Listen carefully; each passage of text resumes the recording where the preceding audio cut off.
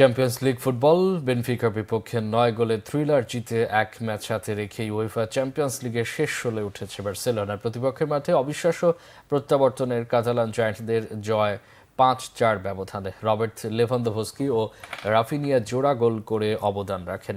লা লিগার বাজে ফর্মের ছায়া যেন চ্যাম্পিয়ন্স লিগেও বার্সাকে ভর করেছিল। বেনফিকা ঘরের মাঠে মঙ্গলবার গ্রিক স্ট্রাইকার ভ্যাঞ্জেলিস পাভলিডিসের হ্যাটট্রিকে ৩০ মিনিটের মধ্যে ৩-১ লিড নিয়ে নেয়। দ্বিতীয় মিনিটে পিছিয়ে পড়া বার্সাকে ১৩ মিনিটে লেভানদোভস্কি পেনাল্টি থেকে গোল করে সমতা ফিরিয়েছিলেন। ৬৪ মিনিটে বেনফিকা গোলরক্ষকের ভুলে রাফিনিয়া ব্যবধান ৩-২-এ কমিয়ে আনেন। এর ৪ মিনিটের মধ্যে রোনাল্ড আরাইও আত্মঘাতী গোল করে পর্তুগিজ ক্লাবটিকে ফের ২ গোলের লিড পাইয়ে দেন। ৭৮ মিনিটে লেভানদোভস্কি ফের পেনাল্টিতে ব্যবধান কমান। নির্ধারিত সময় ৩ মিনিট বাকি থাকতে এরিক গার্সিয়ার গোলে সমতায় ফেরায় বার্সা।